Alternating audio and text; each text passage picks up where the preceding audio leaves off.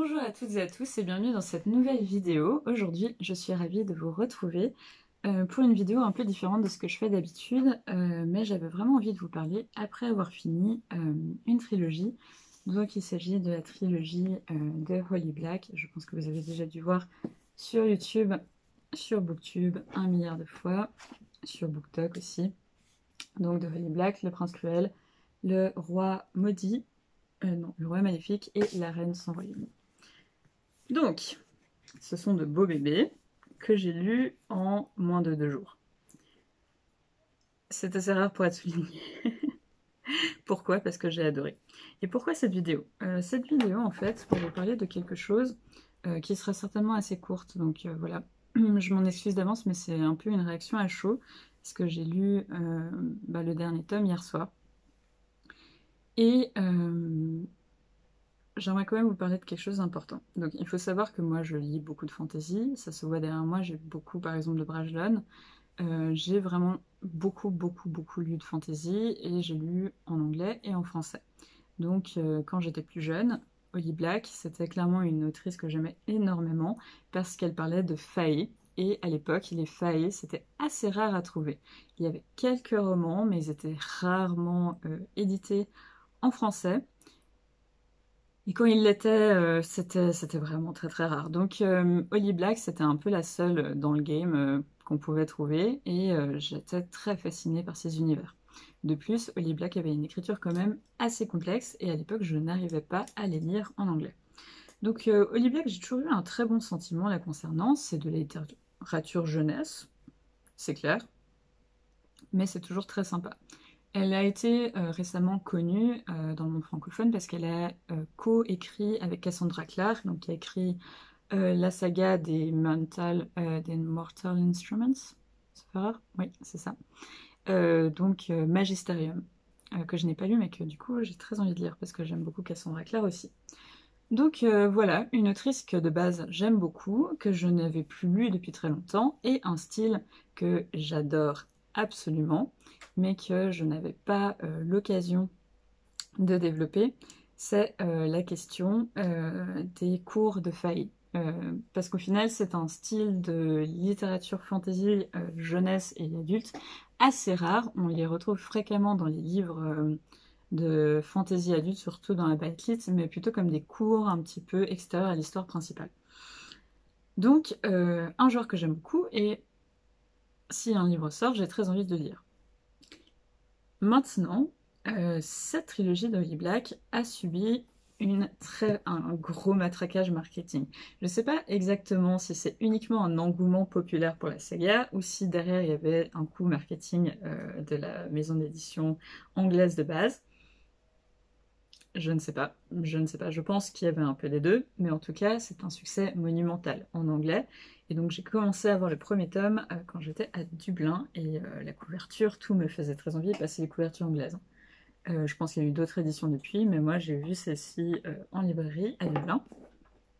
Et clairement, ça parle de tout ce que j'aime. Un prince cruel, une jeune fille qui n'aime pas du tout le fait... Ah oui, je vous ai pas parlé de l'histoire, mais en gros, en 2 mots, parce que j'ai pas envie de vous spoiler. On parle d'une jeune fille, Jude, qui a une sœur jumelle et une grande sœur, qui se fait enlever quand elle est petite du monde des humains au monde des faillis, pour une raison que je n'expliquerai pas, et qui en fait doit vivre à la cour. Et évidemment, elle est humaine, donc ça pose toute une série de problèmes. Elle ne peut pas manger la nourriture de la cour, sinon elle se fait ensorceler.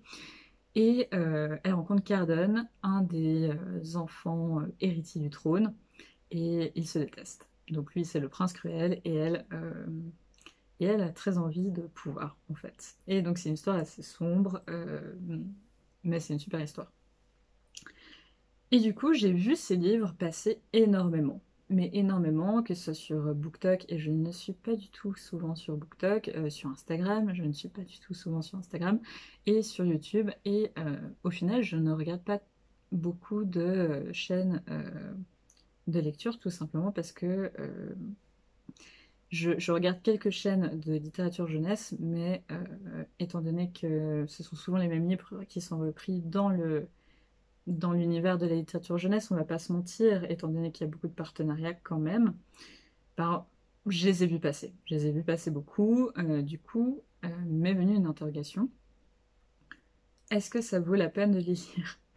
En fait, c'est triste, mais étant donné que dans le monde de YouTube, etc., si vous regardez par exemple les youtubeuses beauté, il y a toute cette question de la légitimité à proposer un produit à partir du moment où le produit vous ne l'avez pas payé.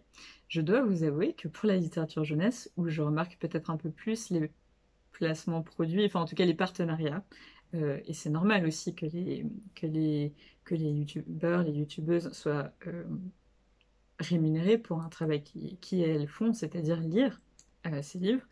Toujours est-il, et que d'ailleurs beaucoup de maisons d'édition jouent un peu là-dessus, et du coup ne les payent pas et leur envoient juste des livres. Donc tout ça, c'est un problème sur lequel je ne vais pas m'attarder, parce que déjà je ne le connais pas, parce que ma chaîne est beaucoup trop petite pour que j'ai de tels partenariats. Et aussi, je pense, parce que les personnes ont le droit de vivre de ce qu'elles font, c'est-à-dire faire des vidéos. Ça, je ne critique pas du tout. Ce qui, moi, me pose question, c'est que du coup, moi, personnellement, dans ma vie de personne qui consomme YouTube, principalement, mais aussi Instagram et puis TikTok, j'ai perdu beaucoup de la confiance que j'avais dans par exemple, youtubeuses beauté ou youtubeuses lifestyle. Parce que souvent, j'ai l'impression que ce qui est mis en avant, c'est des entreprises qui ont beaucoup d'argent et qui, du coup, matraquent un peu leurs produits sur de nombreuses chaînes. Du coup, vous vous habituez à voir le produit et finalement, vous avez envie de l'acheter. Et j'avais un peu l'impression que c'est ce qui se passait pour Le Prince Cruel, mais avec d'autres livres aussi de jeunesse. On pourrait parler, par exemple, de La mer sur la maison sur la mer cyruléenne, qui est aux éditions de Sextus. Bon, je l'ai beaucoup aimé quand je l'ai lu, mais aussi c'était assez intense, on le voyait passer partout. Donc j'étais déjà pas très enthousiaste, et je pense que c'est déjà là un problème. En fait, j'aurais dû l'acheter si le livre m'intéressait. Je n'aurais pas dû être influencée par le fait que je voyais beaucoup, parce qu'il y a d'excellents livres qu'on voit beaucoup. Je pense par exemple à la saga de Christelle Dabos, qui est absolument géniale, qu'on a beaucoup vu et j'ai absolument adoré. Donc déjà ça m'a posé problème et ça m'a beaucoup interrogée. J'avais toujours ce livre dans la tête. Et j'ai vu une vidéo d'une youtubeuse que je ne citerai pas, et je ne donnerai pas d'informations qui permettraient de savoir qui c'est, parce que c'est pas le sujet, mais du coup une vidéo d'une youtubeuse que j'aime beaucoup, qui en parlait, et qui justement a beaucoup critiqué ces 3 tomes. Et étant donné que c'est une youtubeuse avec qui j'ai beaucoup d'avis communs sur la fantasy, beaucoup moins maintenant parce que mes goûts ont changé et petit à petit je suis plus dans les classiques et dans les mangas, dans d'autres types de littérature. Toujours est-il qu'à l'époque c'était quelqu'un que je suivais énormément et du coup elle a beaucoup critiqué cette série en disant que c'était assez plat, que les personnages étaient très problématiques d'un point de vue féministe, etc., etc., etc. Et du coup, j'ai décidé que je ne les achèterais jamais. Et finalement, un beau jour, j'avais besoin de littérature un peu réconfortante et je les ai achetés. Et entre-temps, il faut savoir qu'après sa vidéo, je les avais achetés pour ma liseuse, parce que c'est moins cher, et que j'avais commencé à lire le premier tome, et que je m'étais arrêtée au bout de 5 pages en me disant « Ah oui, non mais c'est clair, c'est exactement ce qu'elle dit, c'est hyper cliché », et j'ai laissé tomber. 5 pages. Enfin, si on réfléchit 2 minutes, c'est complètement stupide. 5 pages, vous ne pouvez pas vous faire une opinion sur un livre. Ou vraiment, ce livre est tellement mal écrit qu'en 5 pages, il y a énormément de coquilles, etc. Mais dans la réalité des faits, en 5 pages, vous ne faites pas une opinion. Et j'ai bien fait, en fait, de m'accrocher, parce que du coup, je suis retombée en lisant, là, cette fois-ci, donc là, ce week-end, c'est ces tomes, et effectivement, les 5 premières pages, c'était pas ouf. Je reste sur l'idée que le moment où elles sont emportées dans le royaume faé, ce n'est pas ouf. Mais au final, c'est relativement bien exploité. Et en fait, j'ai découvert un récit qui était vraiment super, avec plein de défauts, mais évidemment, c'est la littérature jeunesse. C'est clairement le genre littéraire en question. C'est pour des ados. Et pour des ados, je trouve que c'est excellent, c'est très bien. C'est assez sombre, il y a des retournements de situation que je n'avais pas forcément prévus, dès que j'avais totalement prévu, mais bon, ce n'est pas grave.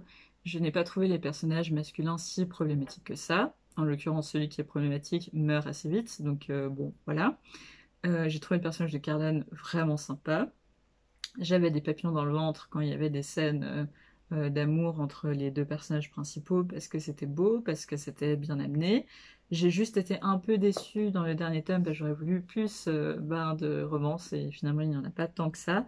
Mais, enfin si, mais elle n'est pas explicitée. Mais c'était super, enfin c'était juste très bien, les couvertures sont belles, on a une bonne histoire, on a enfin une histoire qui est basée sur les faits, sur les courts faits, c'est intéressant. Et je veux dire, on retrouve tout ce qui fait du bon Holly Black, c'est-à-dire une bonne intrigue, des faits, des histoires d'amour, un côté assez sombre. C'était juste très bien. Et je suis sortie de ces 2 jours de lecture vraiment fâchée contre moi-même parce que je me suis dit, mais au final, tu t'es laissé influencer par 2 fois négativement sur cet ouvrage et, et tu es passé à côté de quelque chose de vraiment bien. Et c'est vraiment dommage.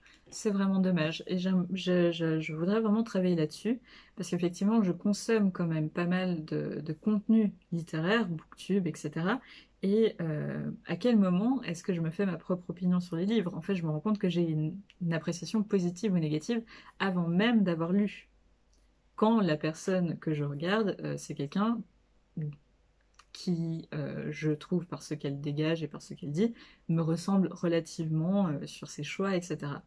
Et ça ne devrait vraiment pas être le cas. Je devrais avoir mes propres opinions et acheter les livres qui m'intéressent. Donc voilà, c'était un peu une réflexion un peu brouillon. J'espère qu'en tout cas, ça peut vous faire réfléchir. Dites-moi si vous êtes influencé par le milieu booktube. Je pense qu'en fait, on finit par être influencé par ce qu'on consomme. Donc moi, je consomme principalement du contenu littéraire et je suis influencée par ça. Est-ce que c'est un mal? Est-ce que c'est un bien? Je pense que c'est important aussi pour pouvoir faire des choix, parce qu'évidemment, on ne peut pas tout lire. Donc, avoir des personnes qui nous conseillent, c'est utile dans la mesure où vous n'aurez jamais l'occasion de lire tout ce que vous avez envie de lire. Mais d'un autre côté, est-ce qu'on passe pas à côté de super pépites parce que une youtubeuse, dont moi, hein, peut-être, vous dit bah en fait, non, j'ai détesté, peut-être que vous allez adorer. J'ai parlé, ou je vais parler dans une prochaine update lecture de Marguerite Yourcenar Feu, donc des poèmes en prose, et je vais vous dire, où je vous ai déjà dit, que c'est à la fois un gros coup de cœur et une grosse déception. Mais est-ce que ça va vous donner envie de le lire, ou au contraire de ne pas le lire, en fait? Et c'est là où c'est intéressant. Donc, je trouve que la question se pose moins pour, par exemple, Feu de Marguerite Yourcenar, parce que vous ne le voyez pas toutes les 5 minutes sur Booktube.